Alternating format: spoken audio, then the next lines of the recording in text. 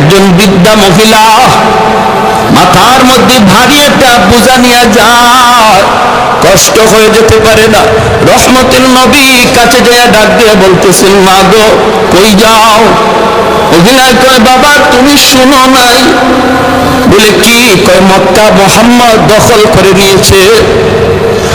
এই মক্কা মুহাম্মদ দখল করে নিয়েছে, তুমি বুঝি শুনো নাই?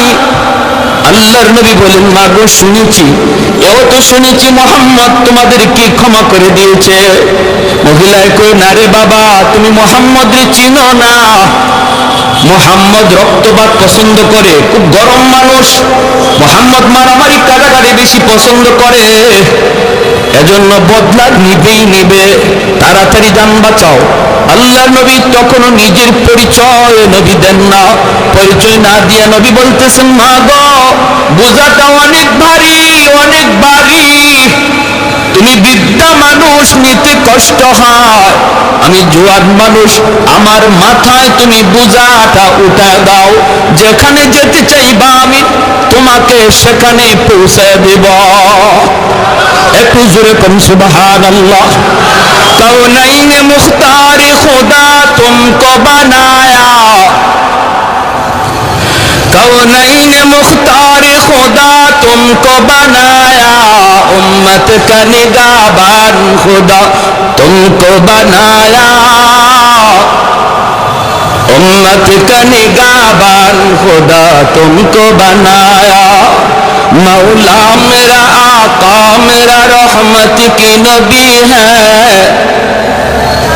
मौला मेरा आका मेरा रहमत की नबी है, ताजदार मदीना के तो माहे अरबी है, ताजदार मदीना के तो माहे अरबी है।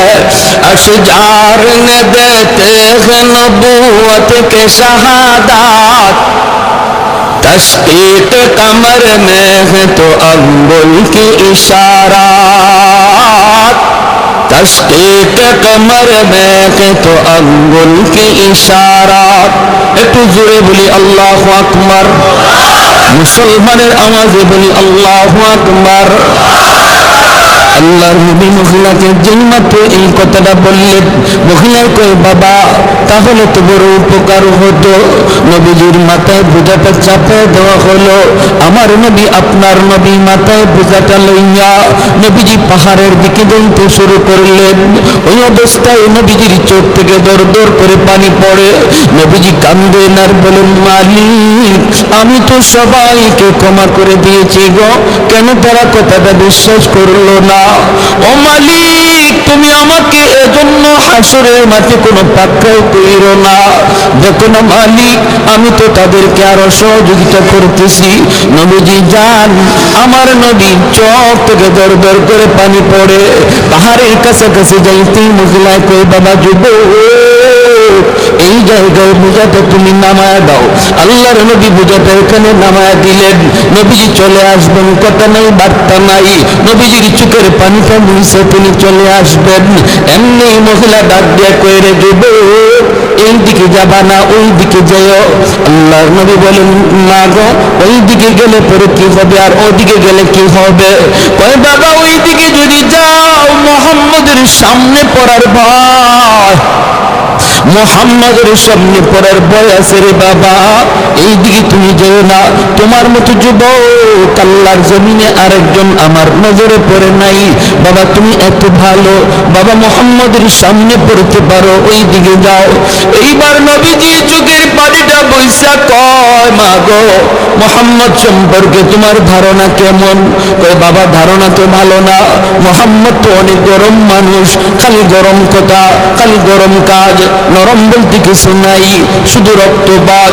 নবী তখন বলেন, মা গো মুহাম্মদ সম্পর্কে তোমার এমন ধারণা, এটা কি মুহাম্মদকে দেইখা তুমি নিছো নাকি কারো কথা শুই না এমনটা মনে করতেছো? মহিলার কই, বাবা আমি জীবনে মুহাম্মদকে দেখি নাই, আবু জাহেলের কথা শুই না, উতবা সাহেবের কথা শুই না, এমনটা মনে করি। আল্লাহর নবী তখন চোখের পানিতে বসে আর কই, মা গো, আর মানুষের কথা শুই না, মোহাম্মদকে চেনা লাগবে না, নিজের চোখে দেখে নাও। যেই যুবক তোমার বোঝা মাথায় নিয়ে এই পর্যন্ত আসলো, আমি সেই মোহাম্মদ। মহিলার চোখ থেকে দর দর করে পানি পড়ে, চিৎকার দেয়া কয়ে, মোহাম্মদ, তুমি যদি মোহাম্মদ হও তাহলে এতদিন যা শুনেছি ভুল শুনেছি, এতদিন যা শুনেছি সব মিথ্যা শুনেছি। বাবা, আবু জাহেল যা বলেছে মিথ্যা বলেছে, লিডারগুলি যা শোনাইছে মিথ্যা শোনাইছে। বাবা, তোমার মতো এত নরম দিলের মানুষ আল্লাহর জমিনে হয় না রে বাবা। আমি আর দেরি করতে চাই না, তাড়াতাড়ি কালেমা পড়ে মুসলমান বানায় দাও। সেই নরম নবী গরম হয়েছেন, এই নরম নবী তিনি আবার গরম হয়েছেন। কেমন গরম হয়েছেন? মদিনার মসজিদের মিম্বর, মায়ের নবী দয়ার নবী বলেন, কাব ইবনে আশরাফের কল্লা কাইটা আমি নবীর সামনে কে আনতে পারবা? মসজিদে নববীর মিম্বর থেকে নবী ঘোষণা দিলেন, জ্যান্ত একজন মানুষের কল্লা কাইটা আমি নবীর সামনে হাজির করবা। কে আছো এমন? বলুন তো। ওই সময় নবীজি নরম নাকি গরম? আরেকটু জোরে, নরম নাকি গরম? চেহারাটা আমার নবীর লাল হয়ে গেল, আল্লাহর নবীর চেহারাটা একদম লাল হয়ে গেল। নবী বলেন, ওই বেঈমানের, ওই মুনাফিকের কল্লাকে এটা আমার সামনে কে আনবা? সাথে সাথে মুহাম্মদ ইবনে মাসলামা রাদিয়াল্লাহু তাআলা আনহু তিনি দাঁড়ায় গেলেন, ডাক দিয়ে বলতেছেন, নবী গো, আমাকে অনুমতি দেন গো নবী, আমি দুশমনের কল্লাটা কাইটা আপনার সামনে হাজির করব।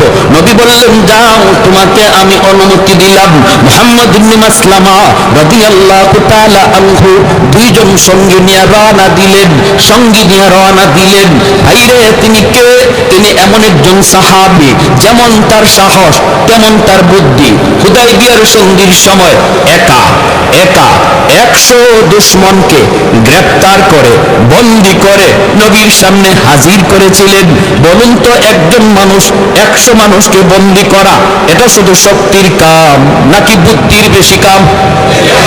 হ্যাঁ, কি পরিমাণ বুদ্ধি, কি পরিমাণ বুদ্ধি!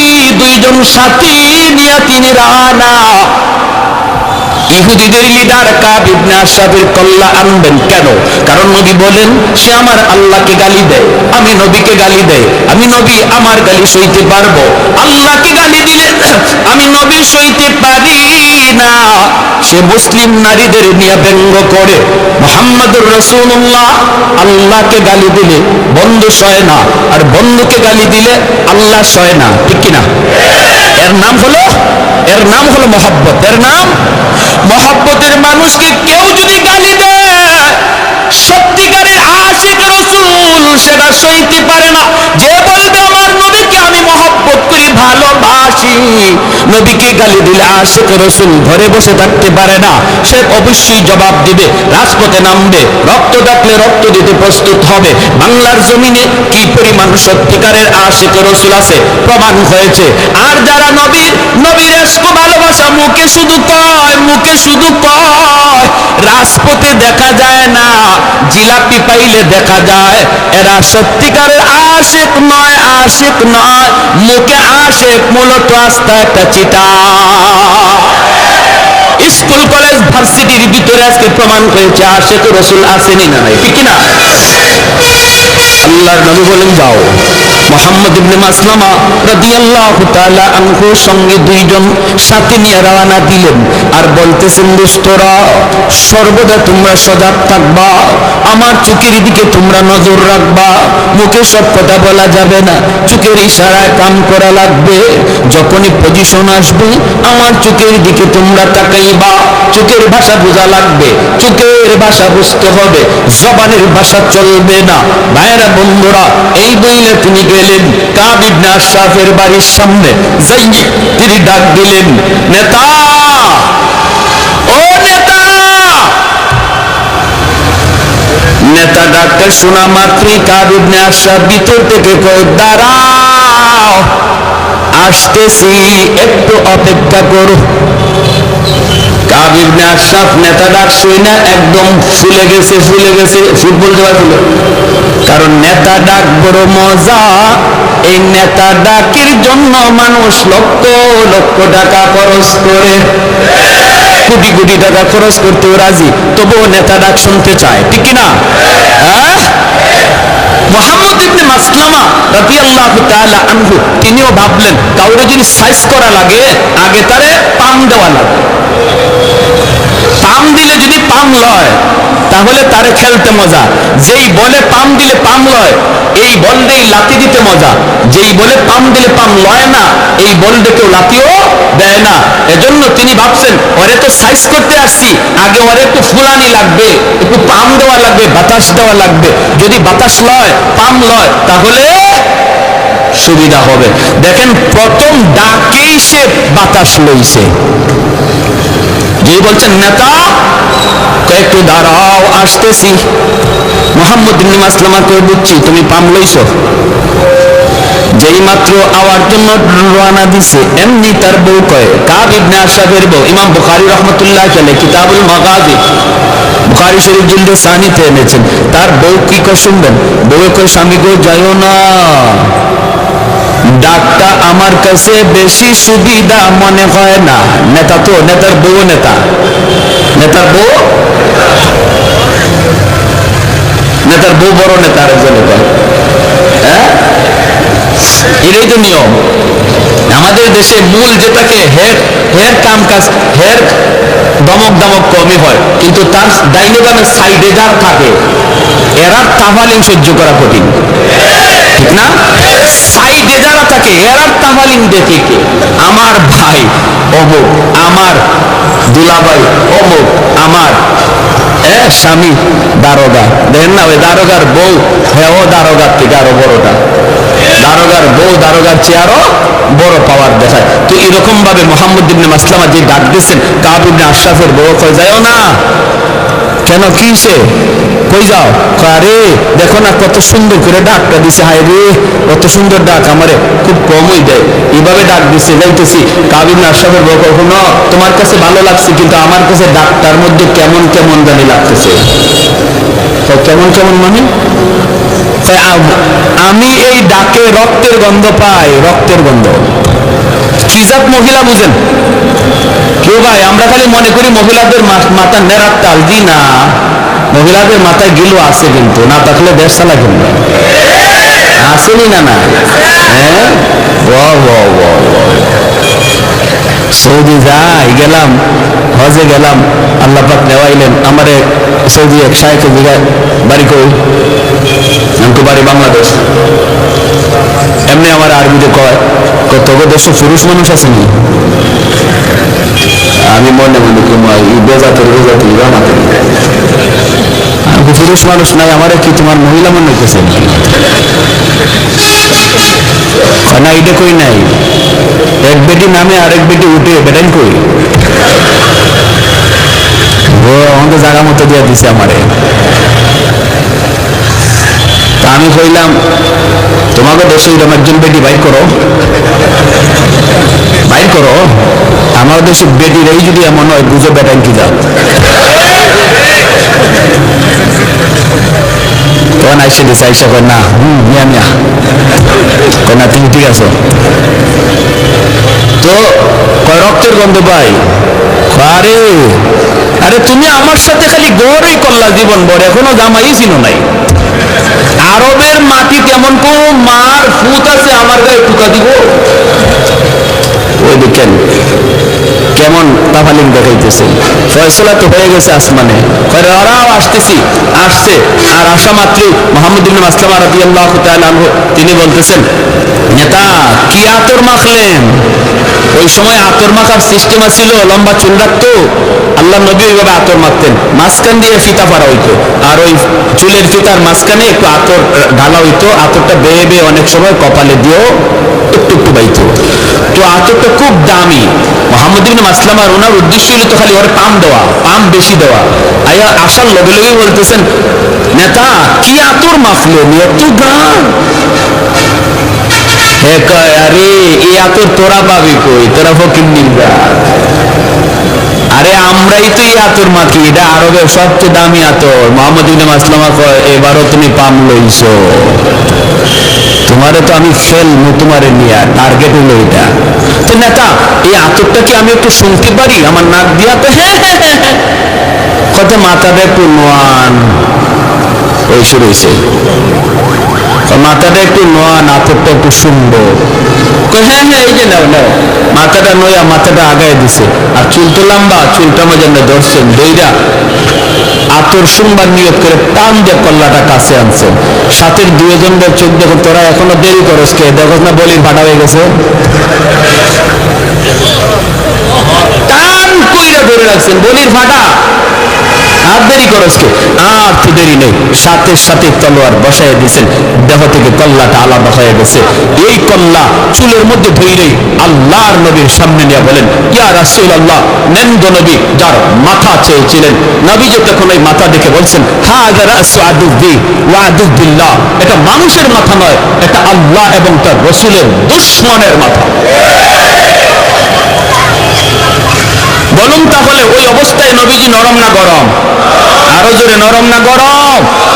তাহলে ইসলাম খালি নরম হওয়া শিখায় না জায়গা মতো গরম হওয়াও শিখায়? হ্যাঁ, এজন্য আমার ভাইরা আল্লাহ পাক বলতেছেন, মুহাম্মাদুর রাসূলুল্লাহ ওয়াল্লাযীনা মাহু আশিদ্দাউ আলাল কুফফার রুহামাউ বাইনাহুম। আল্লাহ পাক বলেন, আমার বন্ধু এবং আমার বন্ধুর হাতে গড়া সাহাবায়ে কেরামের আদর্শ কেমন জাননি? এত নরম, এত নরম, তারা জায়গা মতো নরম, জায়গা মতো গরম, জায়গা মতো নরম, জায়গা মতো গরম। আবু বকর সিদ্দিক রাদিয়াল্লাহু তাআলা আনহু নরম সাহাবী, রুহামাউ বাইনাহুম আশিদ্দাউ আলাল কুফার, ওমরের মতো সাহাবী, গরম সাহাবী। আবু বকর নরম, জায়গা মতো গরম হইছেন, ঠিক না? একটা ঘটনা বলবো, মনোযোগ কার কার আছে হাত তুলে আল্লাহকে দেখান। আবু বকর সিদ্দিক রাদিয়াল্লাহু তাআলা আনহুর মতো নরম সাহাবী, তিনিও গরম হয়েছেন জায়গা মতো। প্রতিদিন এক রাস্তা দিয়া যান, ইহুদি উনাকে গালি দেয়, জবাব দেন না, বাপ তুলে গালি দেয়, আবু বকর জবাব দেয় না, জবাব দেয় না, কারণ তিনি তো আবু বকর অত্যন্ত নরম দিলের সাহাবী। ওনাকে গালি দিয়েছে, জবাব নাই, বাবাকে গালি দিয়েছে, জবাব নাই, গোষ্ঠী তুলে গালি দিয়েছে, জবাব নাই। একদিন ইহুদি আবু বকরকে খেপানোর জন্য আমার নবী, রহমতের নবী, মায়ের নবী তুলে গালি দিছে, আল্লাহকে গালি দিয়ে বসছে, কয় মুসলমানরাও ফকির, ওদের আল্লাহ ফকির, ওদের নবীও ফকির। নাউজুবিল্লাহ কর। সিদ্দিক আকবর যে মাত্র কয় আল্লাহ ফকির, নবী ফকির, সাথে সাথে আবু বকর ঘুরে দাঁড়ালেন। নরম সাহাবী, এতদিন পর্যন্ত যিনি চোখ তুলে তাকান নাই, জবাব দেন নাই, সাথে সাথে তিনি ঘুরে দাঁড়ালেন। ঘুরে দাঁড়াইয়া হাতের মধ্যে যদ্দুর শক্তি ছিল, এই শক্তি নিয়ে তিনি গালের মধ্যে চোর মারছেন। চটটা খেয়ে গালটা একদম 5 আঙ্গুলের দাগ বসে গেছে, দপাস দিয়ে মাটিতে পড়ে গেছে, ওই পাশ দিয়ে পড়ে গেছে। নরম হাত যখন গরম হয় কেমন হয় একটু বুঝেন, আরো জোরে ঠিক কিনা? নরম হাত যখন গরম হয় তখন খবর হয়ে যায়, খবর হয়ে যায়। আবু বকরের হাত ছিল এতদিন নরম, হঠাৎ করে হয়েছে গরম। নরম হাতের পিছনে আছে আল্লাহর হাত, ঠিক কিনা জোরে বলেন? উলামায়ে কেরামের হাতের পিছনে আছে আল্লাহর হাত, ওলি আল্লাহদের হাতের পিছনে আছে আল্লাহর হাত, নবীদের হাতের পিছনে আছে আল্লাহর হাত, সাহাবীদের হাতের পিছনে আছে আল্লাহর হাত। উঠে না, উঠে না, উঠে না, উঠে না, উঠলে খবর হয়ে যায়, ঠিক কিনা জোরে কর? উঠে না, উঠে না, উঠে না, উঠলে খবর খাওয়া যায়। মুসা নবীর হাতের তাৎপর খাইছিল ফেরাউনে, সেই শিশুকালে দুধের বয়সে, দুধ বয়সে ফেরাউনে খাইছে মুসা নবীর হাতের তাৎপর। খাইয়েই ডাক দিছে আসিয়া রে, ও আসিয়া কই গেলা, তাড়াতাড়ি আও, খবর হয়ে গেছে। কি হইছে? আমার গালে চোর মারছে। কেডায় মারছে? কয় এই ছোট বাচ্চায়। আসিয়া বলি, এটা তুমি কি কও? ছোট বাচ্চা হাত নাড়ানাড়ি করছে, তোমার গায়ে লাগছে, গালে লাগছে, তুমি কও চর। বাচ্চারা এমনি তো হাত নাড়ানাড়ি করে। ফেরাউনে কই না গো আসিয়া, চরটা আমি খাইছি, আমি বুঝি। এটা বুঝা মারছে না বুঝা মারছে আমি বুঝছি ভালো কইরা। ছোট মানুষের সন্না ঈশ্বরের মাঝে কি শক্তি আছিল এটা আমি টের পাইছি।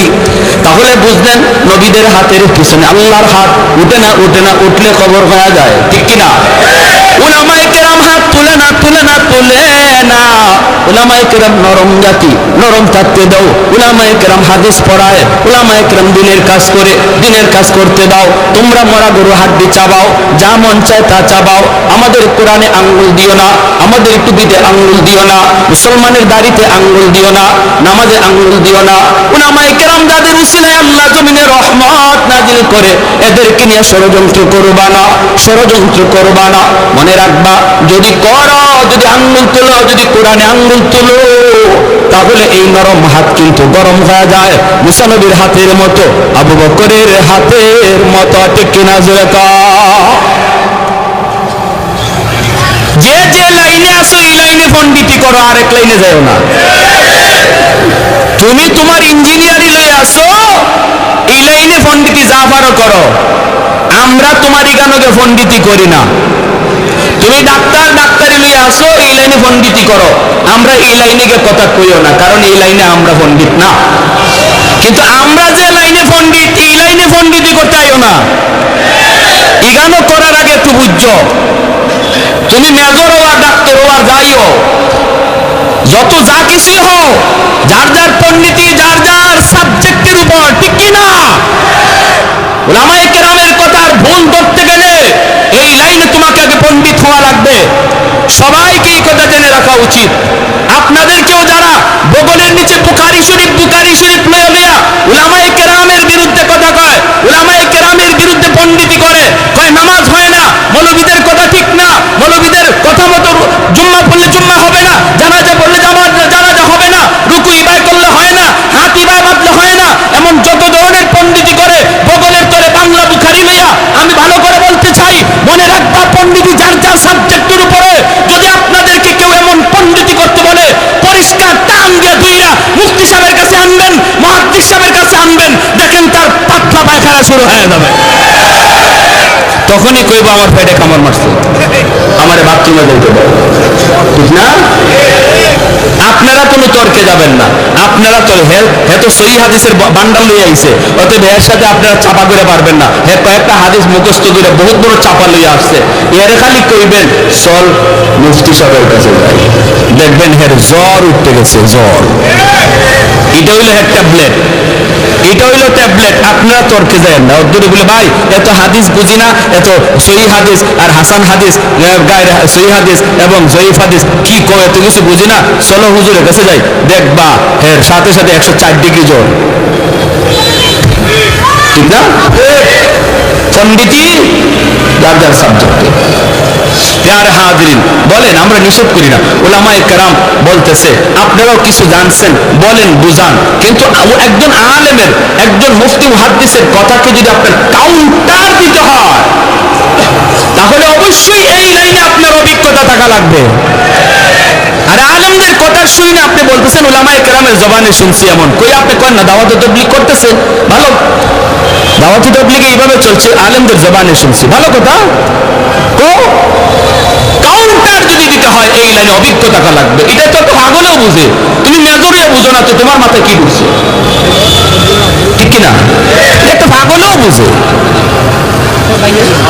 এখন যদি আপনাদের এই এলাকা মাইকিং করা হয় যে আগামীকাল আপনাদের এই হাসপাতালে আমাদের সাইফুল হাদিস শাহ হুজুর যত সিজারের রোগী আছে এরার অপারেশন করবো,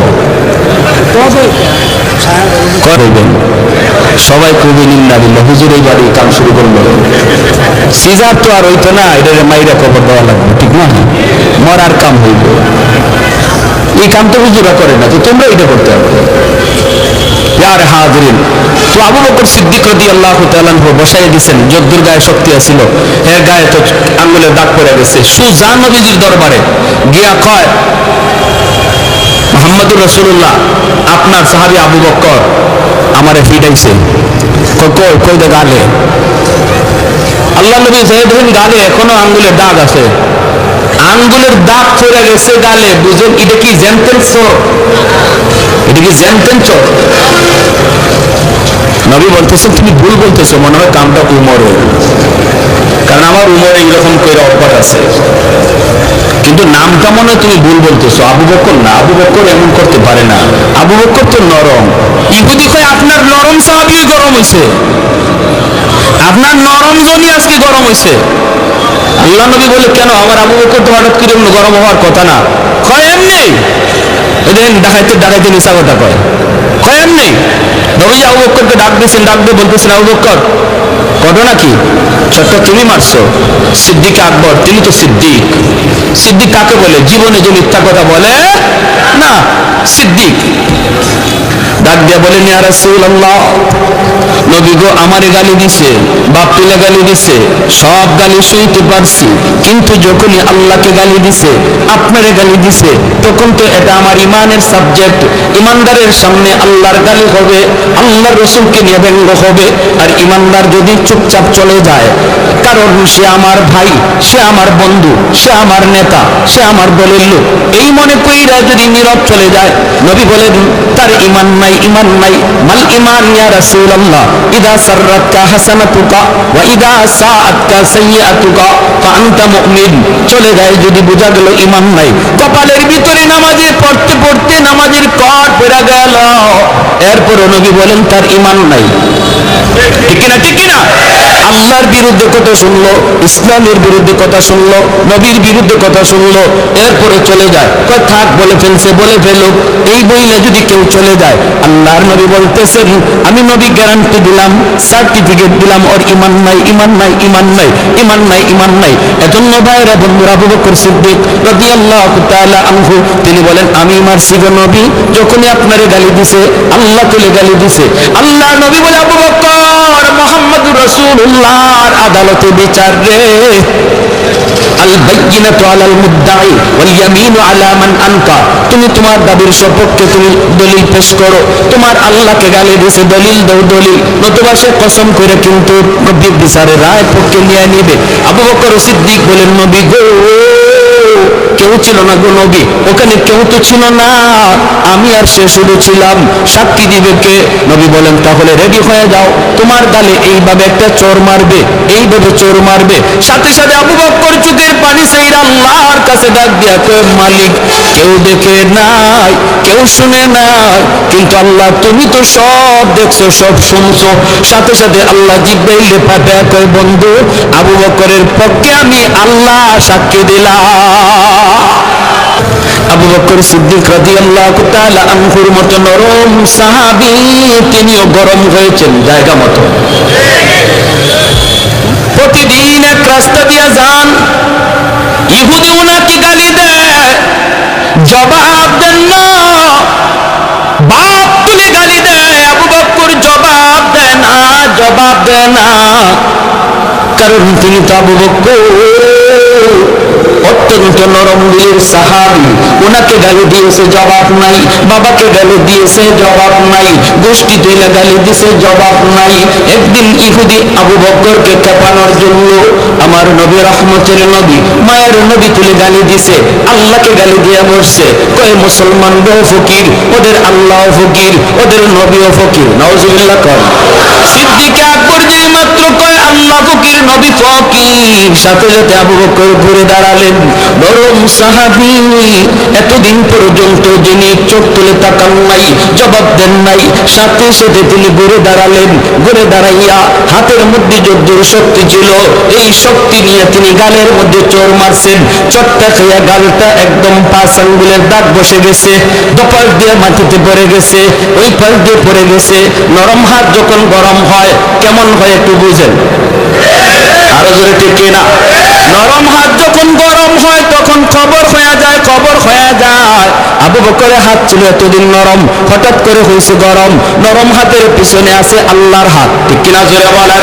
উলামায়ে কেরামের হাতের পিছনে আছে আল্লাহর হাত, ওলি আল্লাহদের হাতের পিছনে আছে আল্লাহর হাত, নবীদের হাতের পিছনে আছে আল্লাহর হাত, সাহাবীদের হাতের পিছনে আছে আল্লাহর হাত। উঠে না, উঠে না, উঠে না, উঠে না, উঠলে খবর হয়ে যায়। কেনা জোরে কর, উঠে না উঠে না উঠে না, উঠলে খবর খাওয়া যায়। মুসা নবীর হাতের তাপ্পর খাইছিল ফেরাউনে সেই শিশুকালে, দুধের বয়সে, দুধ বয়সে ফেরাউনে খাইছে মুসা নবীর হাতের তাপ্পর। খাইয়েই ডাক দিছে আসিয়া রে, ও আসিয়া কই গেলা, তাড়াতাড়ি আও, খবর হয়ে গেছে। কি হইছে? আমার গালে চোর মারছে। কেডায় মারছে? কই এই ছোট বাচ্চায়। আসিয়া বলি এটা তুমি কি কও? ছোট বাচ্চা হাত নাড়ানাড়ি করছে, তোমার গায়ে লাগছে, গালে লাগছে, তুমি কও চর। বাচ্চারা এমনি তো হাত নাড়ানাড়ি করে। ফেরাউনে কই না গো আসিয়া, চরটা আমি খাইছি, আমি বুঝি। এটা বুঝা মারছে না না বুঝা মারছে, আমি বুঝছি ভালো কইরা। ছোট মানুষের সন্না ঈশ্বরের মাঝে কি শক্তি আছিল এটা আমি টের পাইছি। তাহলে বুঝলেন নবীদের হাতের পিছনে আল্লাহর হাত। উঠে না উঠে না, উঠলে খবর হয়ে যায়, ঠিক কিনা? উলামায়ে কেরাম হাত তুলে না তুলে না তুলে না। উলামায়ে কেরাম নরম জাতি, নরম থাকতে দাও। উলামায়ে কেরাম হাদিস পড়ায়, উলামায়ে কেরাম দিনের কাজ করে, দিনের কাজ করতে দাও। তোমরা মরা গরু হাড্ডি চাবাও, যা মন চায় তা চাবাও। আমাদের কোরআনে আঙ্গুল দিও না, আমাদের টুপিতে আঙ্গুল দিও না, মুসলমানের দাড়িতে আঙ্গুল দিও না, নামাজে আঙ্গুল দিও না। উলামায়ে কেরাম যাদের উসিলায় আল্লাহ জমিনে রহমত নাজিল করে, এদেরকে নিয়ে ষড়যন্ত্র করবা না, ষড়যন্ত্র করবা না। মনে রাখবা, যদি করো, যদি আঙ্গুল তুলো, যদি কোরআনে আঙ্গুল তুলো, তাহলে এই নরম হাত কিন্তু গরম হয়ে যায় মুসা নবীর হাতের মতো, আবু বকরের হাতের মতো, ঠিক কিনা জোরে কও।